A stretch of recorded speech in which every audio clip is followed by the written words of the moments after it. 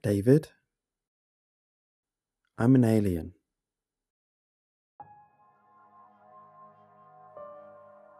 I rubbed the back of my neck as I stared across the table at my girlfriend, who had brought me to my favourite restaurant to confess something important to me. I don't get what you mean, I said. Like, you're Canadian or something? No, I mean I'm an actual extraterrestrial being, she said. I'm not even from this galaxy. The clink of dishes and the ambient chatter of the happy couples around us seemed like distant echoes as the wheels in my head ground slowly to a halt. 30 minutes ago, I'd been the most nervous I'd ever been in my entire life. A small, blue velvet box clenched tightly in my fist as I prepared to pop the most important question I'd ever asked. And yet, instead of a giddy yes and a tear-stained hug, I was answered with an "oh" and 5 minutes of awkward silence. I felt like all those romantic comedies lied to me. Now, I was sitting across from the love of my life, and she was telling me that we couldn't get married because she wasn't even human. Now, I'm no stranger to excuses. I've been turned down by girls because they had to wash their hair or walk their dogs. I even got stood up by a girl who said her grandmother had died. I was sympathetic until I got an Instagram notice that she'd checked in at the local nightclub. Still, this one was new. "You look upset," said Sarah. "What are you thinking about?" I don't really know what to think," I said. "Your body certainly seems pretty human to me." "Yeah, about that," she said. "I need to show you something. Don't freak out, okay?" "Okay." Sarah lifted up her left arm and began to use her fingertip to trace an intricate pattern across the back of her hand. There was a click, and a blue light began to glow underneath her skin. Suddenly, the light forked out like electricity, and then Sarah was gone. Sitting in her place was a blue little creature that looked a little bit like a smurf with two rabbit ear-shaped antennae sticking out from the top of its head. There was the sound of breaking glass, and I realized I had dropped my wine glass and it had shattered on the floor. The waitress rushed over to clean it up, seemingly oblivious to the fact that there was now a 3-foot-tall alien sitting across from me instead of a human woman. I stared around the restaurant, waiting for somebody else to take notice, but nobody did. "Am I having a stroke?" I said. "I thought you were supposed to smell burning toast when that happened." Sarah shook her head. "It's my perceptual modulator," she said. "It's tuned to your brain frequency. Only you can see my true form right now." "All right, of course," I said faintly. "A perceptual modulator." I reached for my glass of wine, only to remember that it had shattered moments ago. "You're not freaking out, are you?" asked Sarah. I thought about her question for a moment. I probably should have been freaking out, but it seemed more like my brain had totally ceased all function. "No," I said, reaching again for a non-existent glass of wine. "Good," she replied, "because I have a confession to make."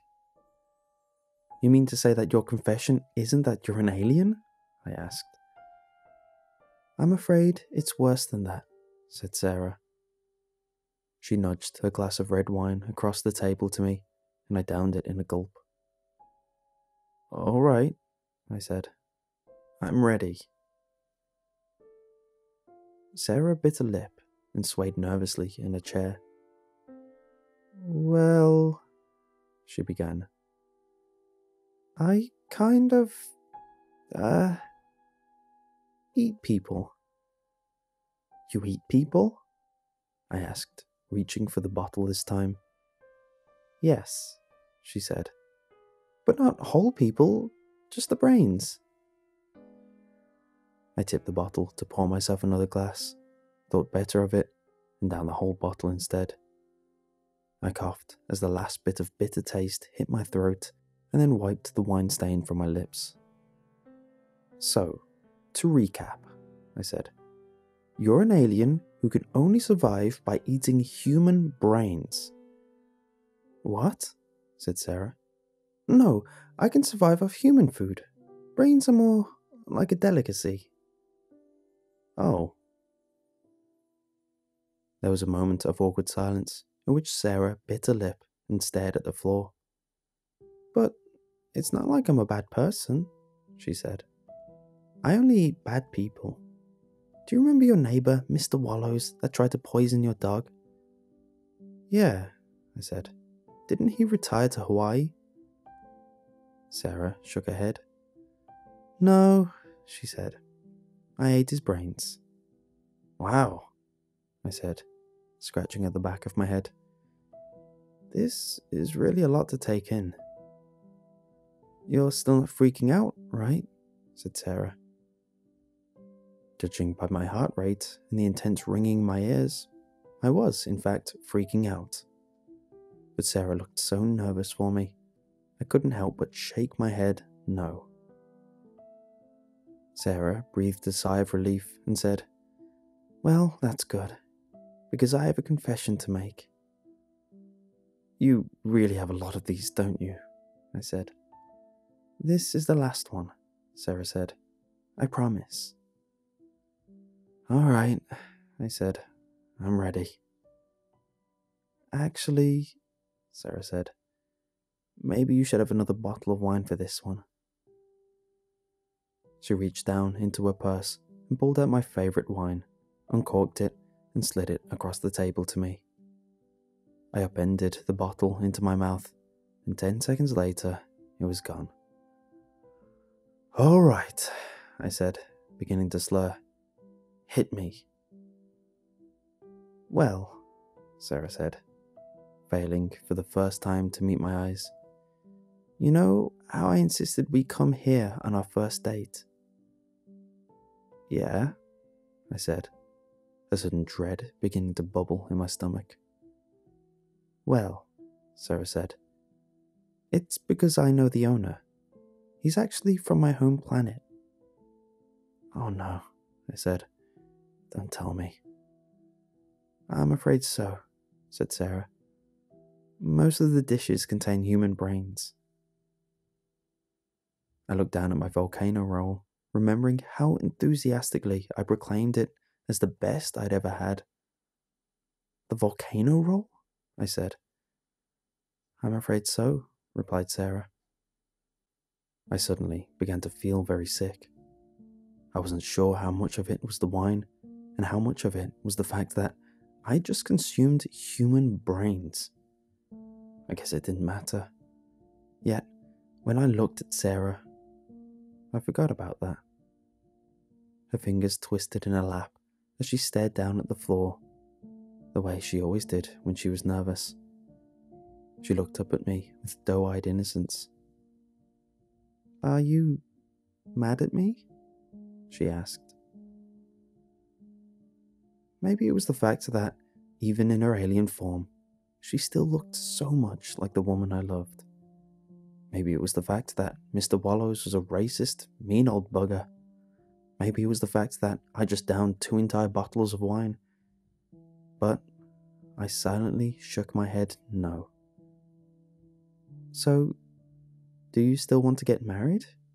She asked, her voice tremulous with tentative hope. I silently nodded, and Sarah's face lit up with a grin the size of Texas. She ran a finger along the back of her hand and resumed her human form, still smiling bigger than I'd ever seen her smile before. I'll stay in this form from now on, she said. It's the one you fell in love with, after all. Yeah, I croaked out. That's probably for the best. Then, as the wine began to seep into my blood, A thought occurred to me. So, that, perceptual modulator thing, I said. Yes, said Sarah, cocking her head to the side. Can it alter your appearance in other ways? Like, hypothetically, could you make certain parts, bigger? Sarah threw her head back and laughed. Oh, it can do all kinds of things, she said. Come on, let's go home. I want to show you something. I fumbled for my wallet in my pocket and dropped all the cash on the table before getting up and rushing out the door with Sarah. I won't share what happened next.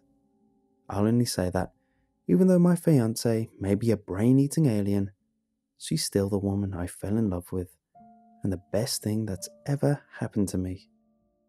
And that perceptual modulator can do anything.